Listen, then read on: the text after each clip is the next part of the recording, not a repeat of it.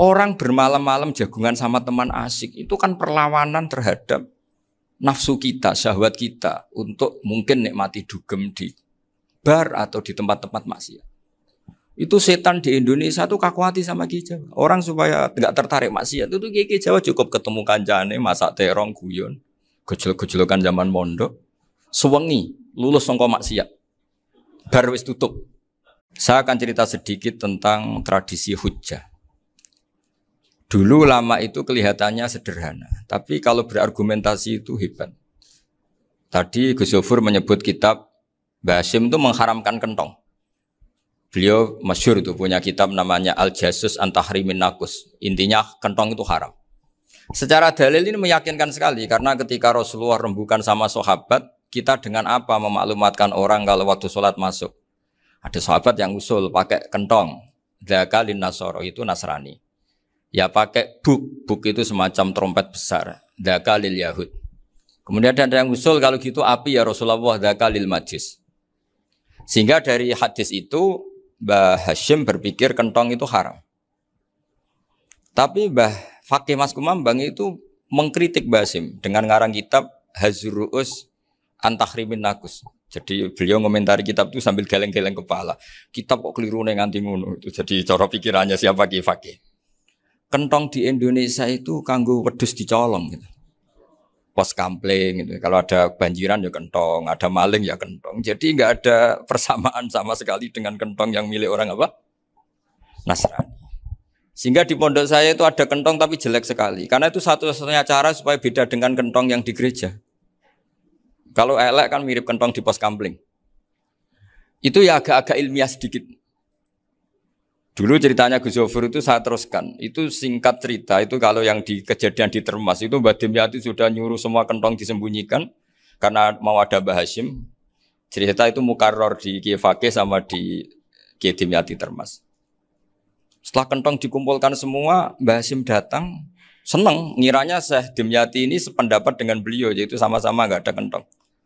Tapi setelah itu ada santri yang matur, Mbah Dim pun beres kentong pun kula delikno sedanten. Itu di depan Mbah Hasyim. Jadi GR-nya Mbah Hasyim bahwa Mbah Dim itu sependapat akhirnya hilang. Ternyata ini akal-akalan toh gitu. Karena santrinya matur, Mbah Dim pun beres sedanten kentong beduk sudah disingkirkan. Itu di depan Mbah Hasyim. Saking lugunya santri, nah saking ikhlasnya agak ngerti mahalus syahid ini adalah Mbah Hasyim. Saya mau meneruskan cerita Gus Yofur. Dulu Mbah Mun ngaji di Lirboyo, tapi Kiai Makhrus ngaji sama Kiai Khalil Harun. Kiai Khalil Harun itu adik juga sekaligus muridnya Mbah Umar Harun. Mbah Umar Harun itu generasi kedua setelah Mbah Ghazali. Beliau menantunya Mbah Ghazali, tapi ya sudah ponaan. Sehingga tradisi ini penting karena saya berkali-kali bilang di mana-mana. Status orang tua dan mbah itu adalah terserah anak cucunya. Bukan terserah mbahnya, tapi terserah anak cucunya. Saya tidak akan bosan mengingatkan ini. Saya pernah di makamnya Nabi Yakub, itu ya dikemuli bendera Israel. Di makamnya Nabi Dawud. Nabi Ibrahim juga dekat sinagog. Sehingga Quran membela Nabi Ibrahim disebut maka anak Ibrahimu Yahudi wala Nasrani. Karena ketika beliau berposisi di Israel, kemudian penguasanya adalah Yahudi, bisa saja makam ini ditulisi dan distatuskan ala Yahudi. Ya seperti Nabi Yakub. Nabi Yakub itu nabi yang kita yakin tentu berkeyakinan beliau orang baik, orang muslim, orang mukmin, tapi karena di desain mereka ya dikemuli bendera Israel. Dan disebut Abul Yahud. Karena kita tahu nama lain dari anaknya Nabi Yakub adalah Yahuda bin Yakub bin Ishak bin Ibrahim. Sehingga perasaannya orang Yahudi menjadi Yahudi itu yang ngikuti mbah-mbahnya. Nah khawatir saya ketika buyut-buyut kita kaya. Buyut saya itu orang kaya dulu, namanya Badur Rahman. Itu kaya sekali, tanahnya banyak. Dulu cerita Mbah Hasyim ya kaya sekali. Mbah Maksum juga kaya. Mbah Abdul Aziz juga kaya. Karena dulu itu inginnya kiai itu yo ketok sugih lah, gak ngel-ngelo santri. Tapi nanti kalau cucu-cucunya sudah ndak alim, itu ndak dianggap punya tanah itu karena untuk fasilitas santri. Aku tak kedonyan, mbah-mbahku ya kedonyan. Buktinya tanah yombo. Karena dia akan menafsiri sesuai cara berpikir. Makanya sanad keilmuan yang diceritakan Gus Zofir itu harus diulang-ulang. Kalau nggak diulang-ulang, maka kita akan berpikir sendiri untuk menafsirkan masyayikhon al-kiram atau ajdadan al-kiram. Nah, ini yang bahaya, yang sering Quran mengingatkan. Jadi ada status yang disematkan oleh anak cucu, kayak orang Yahuda tadi. Yahuda bin Yakub bin Ishak bin Ibrahim. Itu menstatuskan mbah-mbahnya yang bernama Ibrahim itu Yahudi. Sampai Quran sendiri yang bela makana Ibrahimu Yahudi wala Nasrani. Karena secara geografis sekarang Ibrahim di Israel dan otoritas itu juga milik mereka, sehingga mereka bisa masang-masang atribut yang menunjukkan kalau itu Yahudi. Beberapa al-alim al-alamah yang minna itu sudah wafat dan kadang-kadang zuriyahnya itu tidak kita. Kalau sekarang orang bahasakan kubu sebelah. Akhirnya ya nggak boleh dikholi, nggak boleh diziarah. Terus seakan-akan yaktaduna biroi, seakan-akan mereka berpendapat dengan pendapat syekh ini, padahal tidak.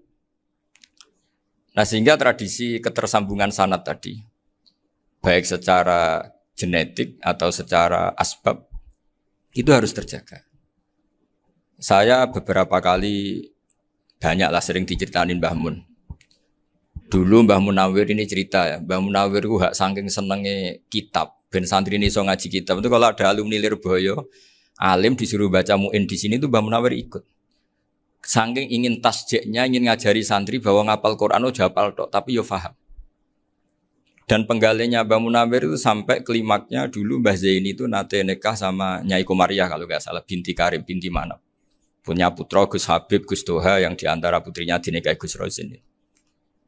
Terus akhirnya kesampaian juga ketika Mbah Munawir punya mantu alim alamah namanya Mbah Ali Maksum, angsal Nyai Hasyimah.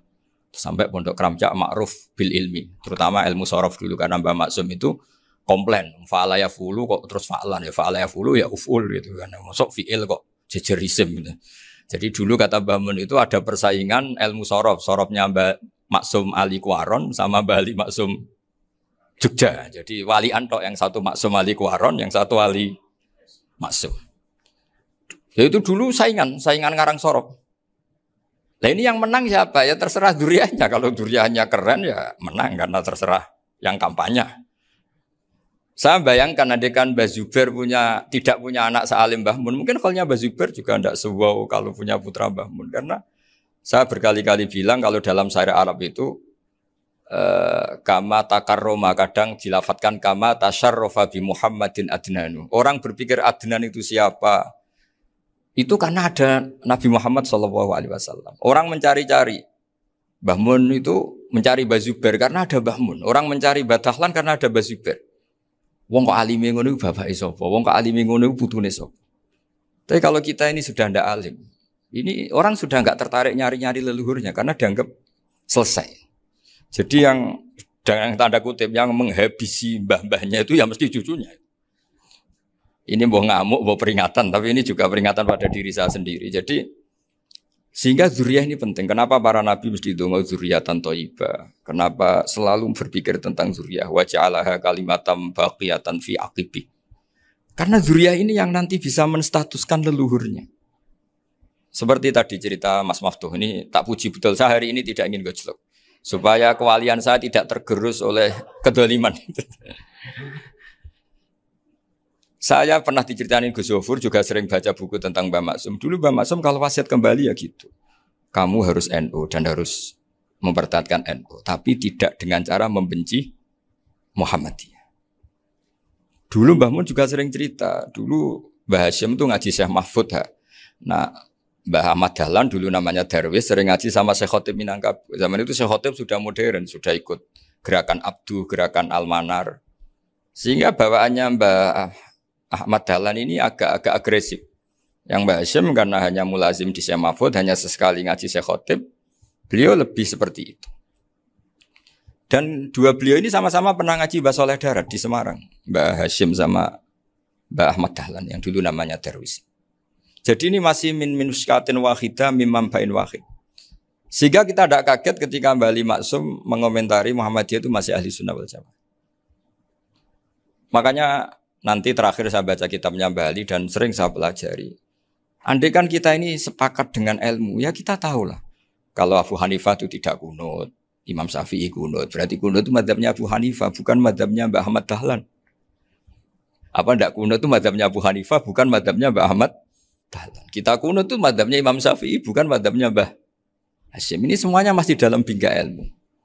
Adzan qabla subhi juga riwayatnya jelas. Tidak adzan ya sudah perilaku kita sudah jelas. Dulu Mbah Mun sering didik kita gitu.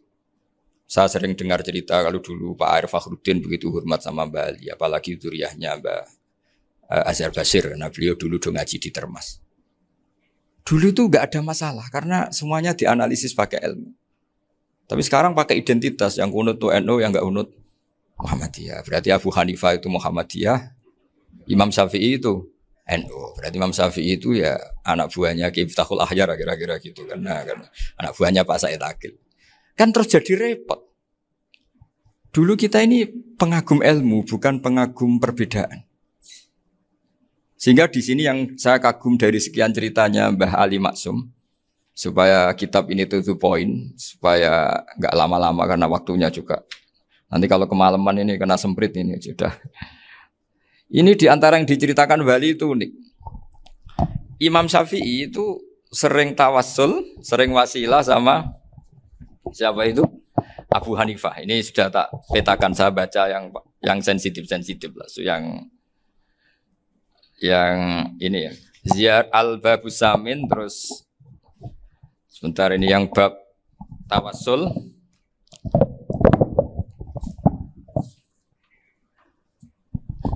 Ini di sini halaman 90, mungkin santri-santri kerap ya bisa ngecek lagi di kitab Hujjatul Ahli Sunnah. Ketika cerita tawassul, di antara yang diceritakan Mbah Ali Maksum adalah perilaku ya, bukan sekedar statement tapi apa? Perilaku. Perilakunya Imam Syafi'i atau ahwalnya kalau bahasa halusnya, yang selalu ke makamnya Abu Hanifah untuk tawassul. Padahal Imam Syafi'i itu orang yang secara ilmu sering kritik Abu Hanifah. Jadi ini saya baca ini di halaman 100, jadi tawassul mulai halaman 9 berapa ini? Sampai halaman ini yang Qala sami'tu Syafi'iyya yaqul inni la atabarraku bi Abi Hanifah wa aji'u ila qabri fi kulli yaumin za'iran. Fa idza uridat li hajatun shallaitu rak'atain, halaman 100, waji'tu wa sa'altu wa ta'ala al hajat indahu fama taqudu anni hatta tuqda. Kanal Imam Syafi'i ayyama huwa bi Baghdad yatawassalu bil Imam Abi Hanifah yaji'u ila dorihi fayusallimu alaihi wa yatawassalu ila Allah bihi fi qada'i hajati. Terus wa yatawassalu Imam Ahmad bi Imamin Syafi'i. Jadi di antara yang diceritakan Mbah Ali Maksum itu betapa Imam Syafi'i yang terkenal sering mengkritik Abu Hanifah dalam tatanan fikih karena beliau tidak percaya ada istihsan. Abu Hanifah berpendapat adanya istihsan, dan kita tahu lah ikhtilafu Syafi'i wa Abu Hanifah itu besar sekali. Tapi beliau itu tahu Abu Hanifah itu orang yang sangat soleh. Abu Hanifah itu kalau ketemu sama orang yang utang beliau itu yang lari bukan yang utang Abu Hanifah, karena takut orangnya itu izin. Jadi kalau ketemu yang utang di jalan itu yang sembunyi itu Abu Hanifah. Kenapa engkau sembunyi? Ada yang utang saya lewat, nanti orangnya malu. Jadi setingkat Robi'ah Adawiyah itu beliau di rumah ada maling itu sembunyi. Ditanya kenapa engkau sembunyi? Malu, gak ada yang dimaling. Malu sama malingnya karena serumah itu gak ada barang yang layak dicolong itu. Itu Robi'ah dia sembunyi. Itu yang bisa niru itu Abu Hanifah. Jadi wali-wali besar ini ternyata saling menghormati dan saling tawassul. Nah saya berharap tawassul ini bukan sekedar perilaku sosial, tapi memang ada sanatnya. Sehingga terus diceritakan Bali di sini dulu istaqa Umar bil Abbas. Kata siapa tawassul harus dengan Rasulullah SAW? Dulu istaqa Umar bil Abbas. Sayyidina Umar itu tawassul istisqa dengan Sayyid Abbas. Padahal kita tahu Sayyid Abbas ini tidak nabi. Terus beliau cerita sampai Imam Syafi'i tawassul sama Abi Hanifah. Sehingga enggak ada perdebatan itu kan Umar. Kalau Umar kan ada jaminan boleh diikuti karena beliau sahabat. Bali cerita tentang Imam Syafi'i yang tawassul dengan Abu Hanifah. Seargumentatif itu. Sehingga ada cerita dalam sebuah tafsir, ya saya ulang lagi, ada cerita di sebuah tafsir, kenapa Nabi Musa ditanya Allah, wa matilka biyaminika ya Musa. Ma'ana wa ta'ala a'lam, tentu Allah sangat tahu yang dibawa Musa itu apa. Karena Allah tahu Nabi Musa itu grogi. Orang dipanggil Wali Maksum pasti grogi, santri dipanggil Mbah Mun pasti grogi. Kenangan saya setiap dipanggil Mbah Mun ya mesti tanya, yang ringan-ringan, wis sarapan ya. Arung sarapan ya sarapan. Pas sarapan ya kan tanduk mangan sing enak, wong santri ora tau mangan enak. Ya enggak pernah ngomong yang penting, ngendikan yang penting. Nah, karena Nabi Musa ini grogi, ini sebagian tafsir. Itu ditanya yang ringan, sahaja iku nggawa apa? Karena pertanyaannya ringan, Nabi Musa juga ringan. Ya Nabi Musa itu sampai lali iku pangeran sing ya'lamu sirra wa akhfa. Diterangno. Niki tongkat Gusti. Gunane kathah Gusti tongkat iki. Qala ya aso ya atawakkau 'alaiha wa ahusyu biha 'ala ghanami wa liya fiha ma'arifu ukhra. Oh, tongkat Gusti niki penting mesti. Nggih nak. Nggih macam-macam lah Gusti. Atawakkau 'alaiha wa ahusyu biha 'ala ghanami kangge menghalo kambal. Masih terangno terakhir dan yang lain-lain Gusti. Wa liya fiha ma'arifu ukhra. Sehingga akhirnya rileks. Karena Nabi Musa terus ngerti. Ternyata ketemu pangeran itu gak seserem yang saya bayangkan gitu. Pertanyaannya ringan. Itu ada ilmunya. Tapi cerita ini yang versi tafsir ini tidak yang seperti di Manaqibul Ghazali. Di beberapa kitab tentang Manaqibul Ghazali diceritakan di alam roh Nabi Muhammad SAW itu yubahi bi ummati, saking yubahinya sampai ngendikan ulama ummati ke anbiya Bani Israel.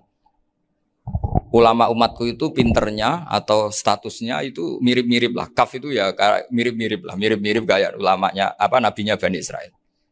Akhirnya Nabi Musa itu tersinggung sekali. Bagaimana mungkin ulama disamakan dengan apa? Nabi. Sehebat-hebatnya ulama itu kan tidak akan yabluhu darajatan nubuwah atau yartaqi ila darajatin nubuwah. Itu akhirnya, ya kalau kamu nggak percaya panggil. Yang dipanggil Imam Ghazali. Ya Nabi Muhammad juga nggak mau kalah itu. Kalau manggil ulama RT ya kalah keok. Akhirnya Imam Ghazali datang, ditanya sama Musa, Mas Muka, nama kamu siapa? Ana Muhammad bin Muhammad Al-Ghazali At-Tusi Asy-Syafi'i. Itu disebut panjang. Nabi Musa guyu-guyu.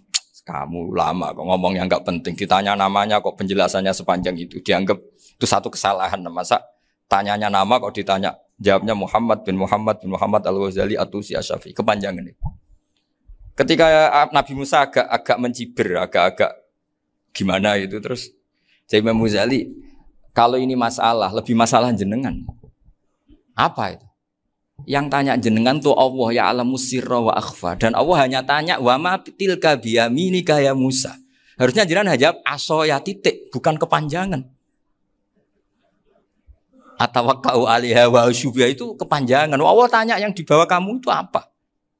Yang di tangan kamu. Harusnya jawabnya hanya aso ya. Tapi kenapa penjelasannya sepanjang itu? Sampai terakhir waliya fiha ma'arifu ukhra. Terus pinter tenan jadi gitu. Terus ada Nabi Musa terus bilang, ya pinter tenan aja gitu. Padahal kita tidak pernah GR seperti itu kan kebetulan Imam Ghazali. Gitu. Kalau yang lain mungkin ya keok lah kira-kira gitu. Tapi ini cerita dalam khazanah keilmuan. Benar yang dikatakan Gus Zofur. Saya termasuk orang yang pernah mondok Lirboyo Pasanan. Jadi setelah saya disuruh nemani Gus Kamil, tahun berikutnya Gus jenengan disuruh. Pokoknya anakku mbok sak wulan lah kudu tahu mondok Lirboyo. Piye aku tahu ngaji Wakarim. Terus yang disuruh Mbaturi Gus Kamil itu saya. Jadi saya pernah 1 bulan tuh di Lirboyo. Karena saya ini santri beling ya, kontraknya pokoknya penting ziarah Bakarim. Biasanya enggak pernah ngaji ya. Pokoknya gerbar ngisa. Ziarah ya sudah. Ngaji subuh ingat saya sama Gus Imam. Itu dari 17 hari ingat saya ngaji 2 kali. Tapi kalau ziarah ke Bakarim sudah lupa jumlahnya karena memang kontraknya disuruh ziarah. Sampai seperti itu. Dan saking senengnya bangun sama Mbak Karim saya masih ingat. Ngamplopi salam template itu masih ingat. Untuk Gus Anwar, untuk Gus Imam, untuk Gus Kafabi, termasuk untuk Gus Maksum. Itu malam-malam saya dijak ngamplopin. Zaman itu saya masih ingat, selawewu. Zaman itu kos 1 bulan itu 13.000. Jadi kira-kira kalau 25.000 itu untuk kos 2 bulan. Jadi saya krusnya itu pakai kos. Saya masih ingat Mondok Sarang itu kos 1 bulan 13.000. Berarti kira-kira 500.000 itu di amplopin sendiri sama Bang. Ini untuk Gus War, ini untuk Gus imam, ini untuk Gus. Padahal Gus Imam ini mondoknya sudah di Mbah Mun. Itu Mbah Mun hormatnya sampai untuk jatah salam tabligh. Nah yang ribet kebalikannya, kita pulang Gus Imam karena melihat Gus Kamil ini putrane Mbah Mun, Gus Kamil disangoni. Saya juga disangoni karena Gus Imam dulu ngaji juga sama Pak D saya, sama keluarga saya. Itu kata Gus Kamil setelah keluar, mau kamu nih gue abal, boten berarti gue aku. Karena ini penting, kalau sampai dianggap tukar guling, ribet deh. Jadi ditakwil sendiri lah, mau kamu nih gue abal ya, boten wis, yes berarti halal. Tapi sama Mbah Mun ya ditanya. Ditanyanya bukan apa karena untuk meneruskan tradisi bahwa kalau kiai ketemu itu ya saling memberi hadiah, saling itu sudah faqaddimu baina yadayna najwaakum apa? Shadaqah. Sehingga ketika Kapya ini punya Bali Maksum alim alama, kemudian melahirkan murid-murid yang juga ipar kayak Mbak Warsun bisa ngarang apa Kamus Al-Munawwir, Pak Bik juga punya karangan Kamus Al-Mu'asir. Saya itu punya semua. Karena ini adalah buah dari bahwa kita ini tidak kalah sama produk-produk yang di sana. Bahwa produk di kita ini sudah cukup untuk mengantarkan orang menjadi alim alama. Dulu Mbak Zubair ke Mekah ya sudah alim alama. Gus Zufur ke Al-Azhar sudah alim semua. Teman-teman kita ke Mekah itu sudah alim semua. Padahal produk mondoknya ya tadi. Mau digojlok kiai ini, terus mangkel be keamanan biasanya. Biasanya musuh besar pondok itu keamanan. Jadi ya bukan berarti gojlok ibunya Gus Maftuh enggak. Biasanya keamanan itu musuhnya apa? Banyak. Itu tradisi keilmuan itu harus dijaga dengan hujjah dan dengan tadwin, dengan pembukuan. Saya punya sekian cerita ya, misalnya dulu kita mungkin iskal itu janggal. Kenapa sih orang Islam tukaran sama orang Islam? Sehingga di antara doa Nabi yang enggak dikabulkan Allah, enggak boleh dikabulkan sama Allah enggak boleh, bukan berarti enggak mustajab.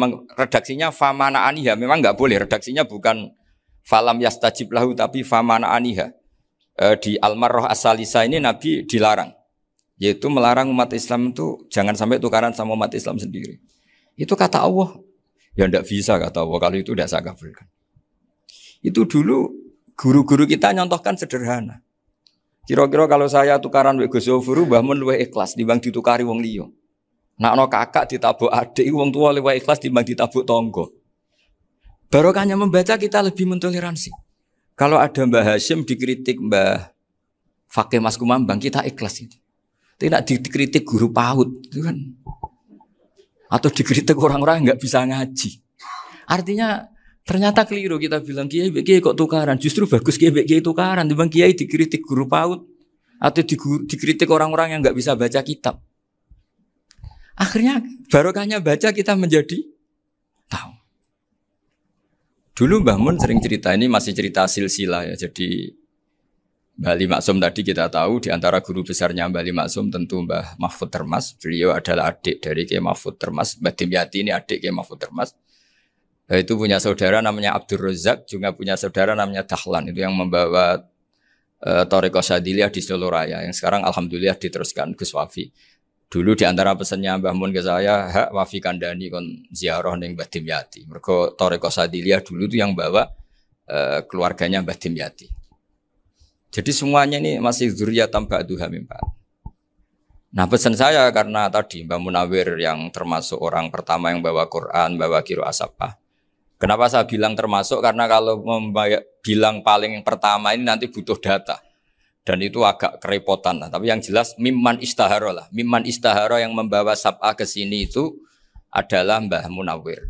Terus beliau ngajarkan diantaranya ke Mbak Arwani, pakai kitab Satibi, pakai kitab Nazmus Satibi. Terus Nazmus Satibi itu diteruskan oleh Mbak Arwani, ditulis. Yang nulis dulu Mbak Dola Salam. Bapak saya itu murid Mbak Dola. Dulu Mbak Dola sebelum ke Mbak Arwani ngaji sama Ki Said di Sampang. Bapak saya sebelum ngaji di Mbak Dola sudah hafal Quran lewat buyut saya sendiri namanya Ki Zubaidi. Yang Ki Zubaidi akhirnya jadi menantunya Mbak Ahmad Su'eb. Jadi buyut saya kandung ini namanya Sofia, itu angsal keluarga Lasem yang adiknya. Sofia ini punya adik Badi'ah yang jadi ibunya Ki Sahal. Terus Ki Sahal punya Mbak Yu namanya Muzayanah, punya di Garwa Ki Mansur punya anak Gus Qayyum. Jadi dulu ibu saya, ibunya Gus Sofur, ibunya Pak Maftuh itu semuanya di Lasem. Karena saya dari keluarga Gen ya Lasem, dari keluarga sanad guru ya Lasem. Tapi Lasem Bahdawi itu dulu ngajinya di Mbah Umar Harun di Sarang.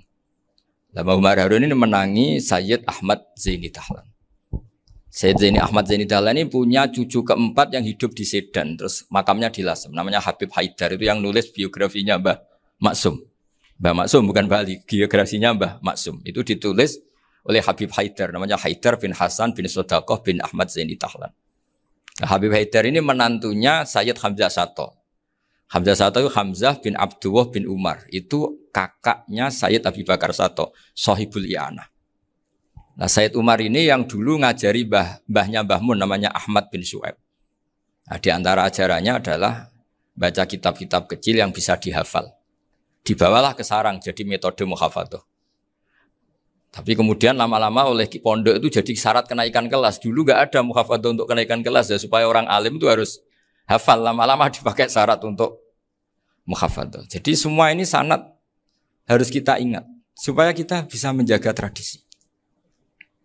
Termasuk tradisi ini kiai seneng jagungan, terus ngomong ra penting. Itu juga sanad.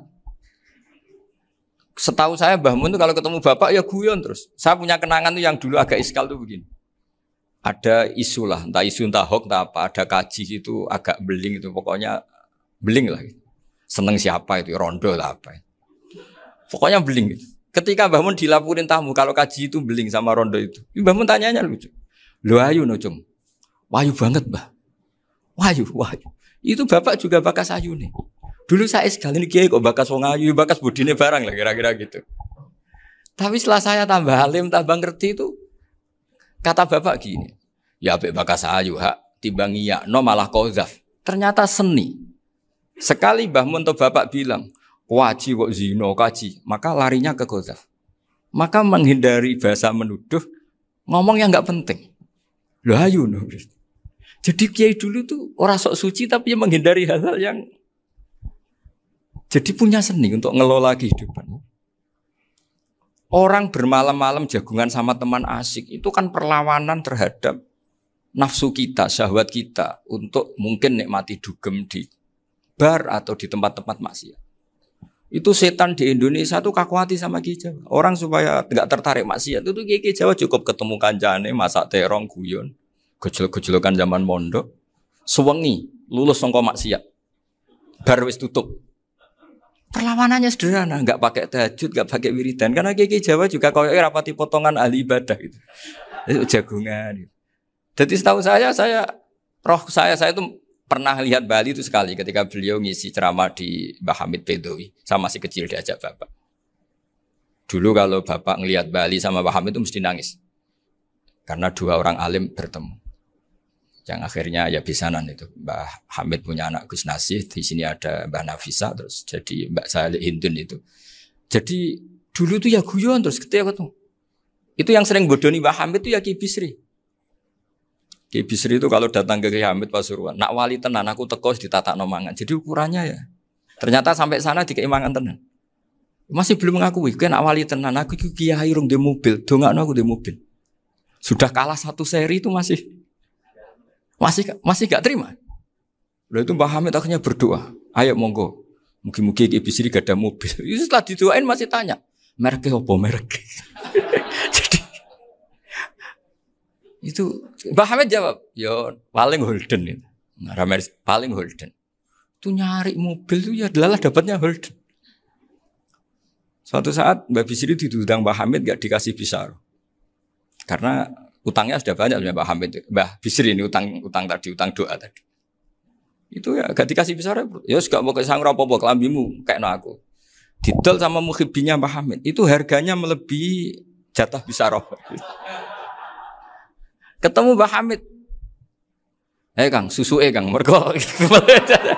Jadi dulu itu rileks, makanya ini yang diceritakan ke Zofur. Sebetulnya kalau kiai-kiai itu bersanad itu ya rileks, hidupnya itu rileks. Karena rileks ini perlawanan terhadap kemungkaran. Saya dulu musyawarah sering sama Gus Zofur usul fikih. Itu jelas di antara yang ditulis Lubil Usul itu. Ya kita tahu tadi misalnya sanad usul fikih, Mbah Ber itu sangat al-usuli Ki Zubair Dahlan, abahnya Mbah Mun. Punya murid di antaranya Kiai Sahal. Kiai Sahal punya karangan Thariqatul Husul fi Syarhi Lubil Usul. Itu Thariqatul Khusyul itu beliau ngendikan dalam mukaddimah bahwa saya bisa mensara ini berdasar ngaji, maknani sama Basibir.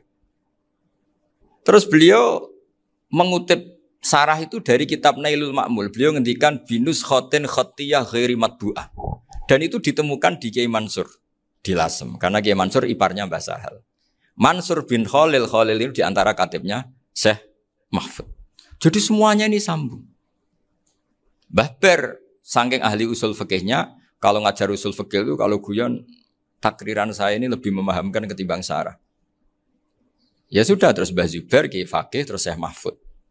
Di sini Syekh Mahfud termasuk orang yang dekat Mbah Munawir sampai putrane Mbah Mahfud namanya Gus Muhammad dibawa Mbah Munawir, kemudian mondok di Termas diantaranya, terus dinikah jadi menantunya kalau nggak salah Haji Taslim di Betengan, kemudian sekarang juriannya Mbah Mahfud di Betengan. Ini nggak boleh hilang secara seperti itu. Diantara di usul fikih diterangkan ketika diantara 5 hukum itu ada yang bernama mubah. Mubah itu boleh dilakukan, boleh ditinggalkan, dan kalau dilakukan ya tidak berpahala, tidak disiksa. Itu ada ulama yang protes. Protes gak bisa seperti itu. Ithma min mubahin ila wa tahaqqaqu bihi tarku haramimma. Fa'il zamu minas sukun tarkul qatli wa minas sukut tarkul qadaf. Tidak bisa, mubah itu tidak ada. Kalau kiai jagungan semalaman, itu Allah ngitungnya itu hada taroka dugem, wahada taroka delok dangdut, wahada taroka kada wakada. Oh, itu luar biasa. Dan kita ngikuti yang seperti itu saja. Gak usah tahajud, gak usah witir telulas, kaya ora kuat timbang gremeng. Sewengi jagungan, setan ngenteni kita tergoda maksiat, ternyata maksiatnya sampai tutup, kiainya masih apa? Jagungan. Jadi jagungan saja ada ilmunya bahwa itu perlawanan terhadap tarkul ma'asi. Sehingga bagaimana Anda katakan mubah ini mubah, toh gunanya adalah tarkul haram. Meskipun efek mubah juga bisa tarkul wajib, wae bojo blonjo turu. Karena wae ngrumat ibuke turu. Itu halal wajib. Jadi mubah itu resikonya ya bisa tarkul wajib, bisa tarkul haram. Sehingga kalau sanad ini terjaga secara baik, secara kultur, saya sering juga sakuan sama Gus Yofur, itu mesti tak niati gitu. Jagungan wong alim itu ibadah, dan menikmati ibadah adalah dabul auliya wa dabul ulama. Kata Imam Ghazali, pada akhirnya waqud buhadaddin al-istilzat bil mubahat. Kata Imam Ghazali, pada akhirnya qud buhadaddin, madaru hadaddin, pokok dari agama ini adalah melawan kemaksiatan dengan kita menikmati al-istidzat bimbah. Kita menikmati sesuatu yang dibolehkan Allah Subhanahu wa taala. Dan seperti ini itu bisa qasmu dhuhri syaitan, bisa menghancurkan punggungnya setan. Karena kalau melawan setan dengan ibadah ini kadang kita capek selain serapotongan. Tapi nak kangkang ning komplek H gitu jagungan mbek kancane, ngenang melarate, mbok ngenang ras sekolah ramunggah, kenangan sing ramunggah diarani istiqomah. Gitu kan. Diarani tulus zaman, kok sing munggah dianggap kesusu. Saya ini punya pondok Quran, kalau ada yang hafal 3 tahun mesti digojol kancane. Gak apik kesusu itu. Kesusu itu mesti tidak barokah karena tergesa-gesa apa? Hatam. Sehingga yang enggak hatam-hatam itu kayak partai mayoritas. Ini yang partai tulis zaman katanya. Ahli sobri katanya. Akhirnya di pondok gara-gara itu mau guyon, tapi enggak ada stigmasinya, saya enggak naik. Di Pondok Sarang itu saya punya teman itu banyak yang sekelas dengan saya, sekelas sama Gus Kamil, akhirnya sekelas dengan Gus Zofur. Padahal saya ini kakak kelas. Saya temannya, Gus Kamil temannya Gus Zofur. Ini anak ini nggak pernah naik, itu nggak dinyek, nggak dicibir di pondok. Karena guyonan tadi, guyonan bahwa ini bagian dari bentuk apa? Istiqomah. Nanti yang goblok juga tenang. Karena kiainya cerita, kadang santri goblok ya barokah. Di sini pondok akeh santri ora tau sinau ning omah dadi kiai gede. Selalu kiainya tuh cerita seperti itu. Akhirnya sing goblok ya bangga dengan kegoblokannya. Iya, jadi kiai itu orang yang meskipun guyon ini barokahnya Masya Allah. Dan setahu saya kiai-kiai alim itu ya senengannya guyon karena tadi guyon itu luar biasa. Bapak saya itu kalau pesan sama saya itu enak ngaji wis guyon nice. Wong ning omah mikir utang, mikir wedi bojo macam-macam kok ngaji mbok jak nangis pisan, nangis ping pindho katanya. Sudah jak guyon ae. Paling gak lali. Dan beliau punya dalil kul bi fadlillah bi rahmati fa bidzalika falyafrah. Jadi jangan sampai orang ini farah bil maksiat, jangan sampai orang itu Dan ini yang saya kenang dari sekian cerita murid Bali. Mbah Ali Maksum ya senangane guyon. Gojol-gojolkan mbek santri iku. Ini saya maklumatkan ke semua santri beliau bahwa ini bukan sekedar guyon, tapi al-istilzat bil mubahat. Ini adalah perlawanan terhadap setan karena banyak orang bisa senang tuh kalau nunggu maksiat. Ini bisa senang dengan sesuatu yang tidak maksiat. Itu kayak apa hebatnya? Makanya Nabi itu kalau ketemu sahabat ya sering ngendikan yang ringan-ringan. Ya Umar ma'afalan duher jom mana piye ije. Kalau ketemu anak kecil ya. Nanti ketemu yang tua-tua yang sudah enggak bisa mikir ya cerita-cerita saya mohon sekali murid-murid kerap ya. Jangan hanya ngaji fikih. Kalau hanya ngaji fikih itu posisi Abu Hanifah itu seakan-akan nyun sewu orang yang sangat tidak ahli hadis.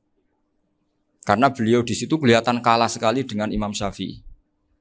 Apalagi di perdebatannya Muhammad bin Hasan Asy-Syaibani dengan Imam Syafi'i itu kelihatan sekali betapa Abu Hanifah itu orang yang nyun sewu ditinggalkan dalam ilmu hadis. Sampai beliau hanya dapat gelar min ulama ahli ra'yi, termasuk ulama yang kuat logikanya. Juga harus baca kitab-kitab seperti ini. Ternyata di balik Imam Syafi'i mukhalif pada beliau di bab-bab fikih, perilakunya sangat hormat. Sampai beliau tuh kalau tawassul ke kuburannya Abu Hanifah. Dan beliau ngendikan an-nasu fil fiqhi iyalun ala Abu Hanifah. Semua orang yang ahli fikih itu masih anak buahnya Abu Hanifah. Saya berkali-kali cerita, mazhab Syafi'i itu alatut tadhir hanya dua, yaitu alma wa turab. Abu Hanifah nambahi wanar.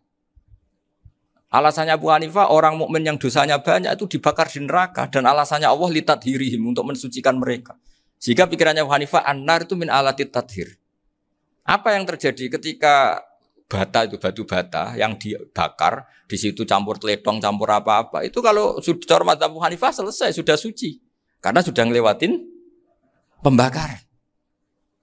Meskipun kita tidak akan kalau kehilangan air terus wudu dengan api bisa bunyak semua itu. Tapi apapun itu menjadi solusi.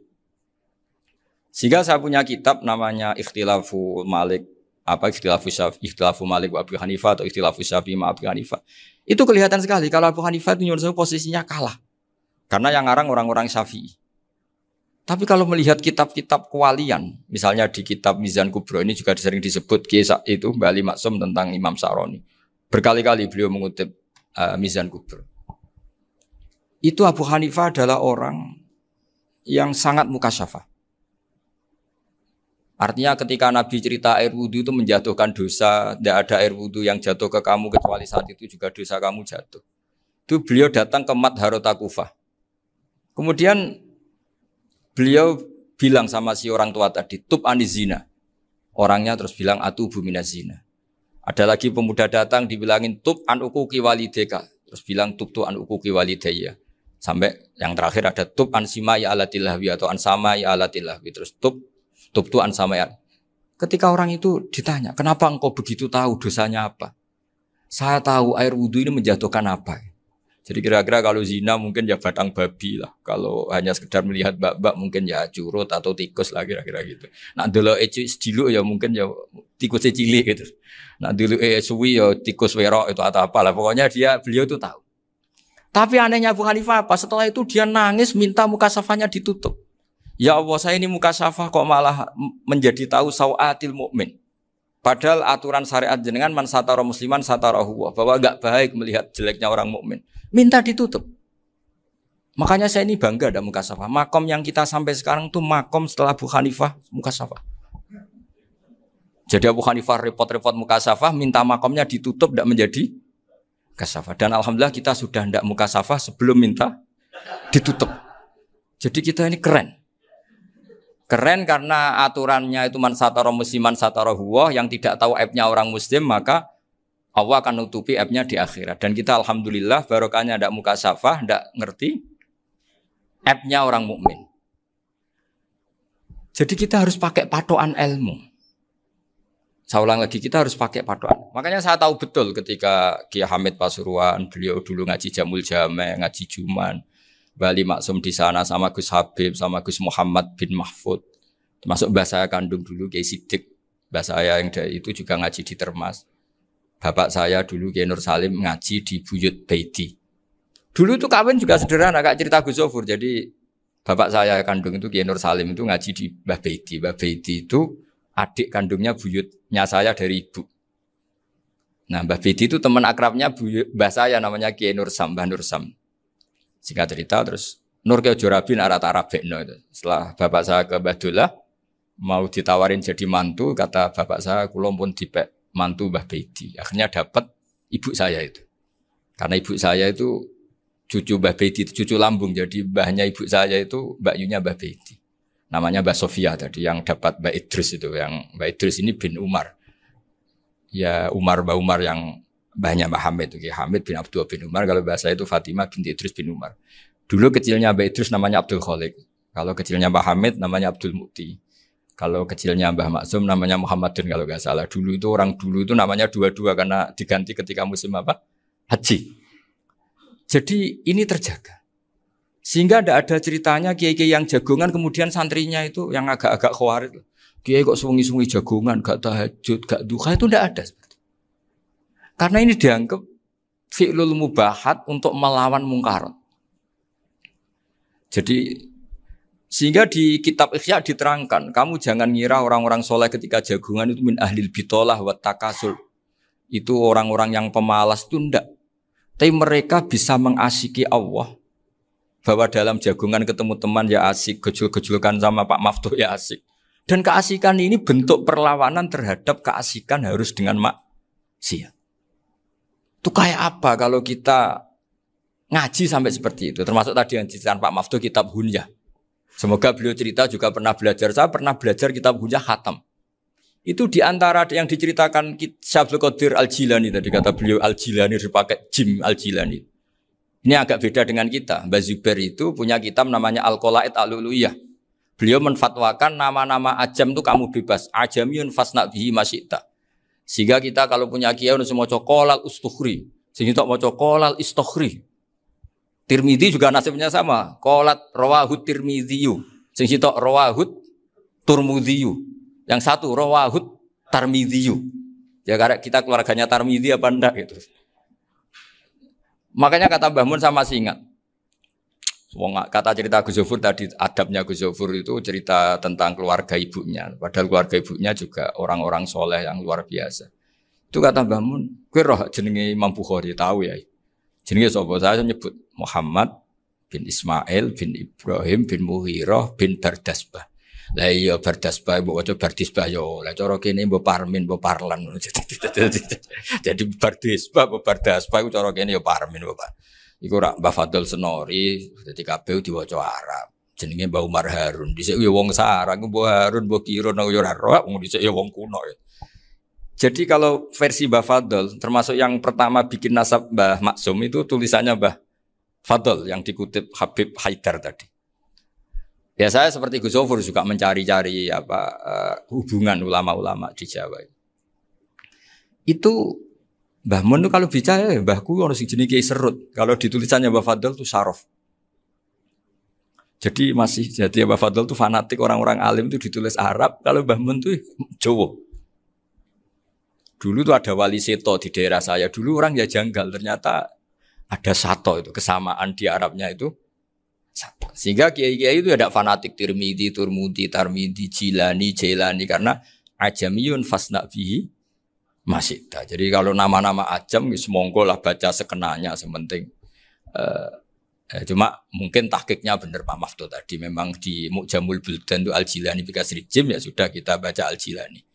Sebab itu kayak Pondok Pelosok Lirboyo itu menurut saya bagus. Orang itu maknani betul sama gurunya. Kalau Sarang enggak.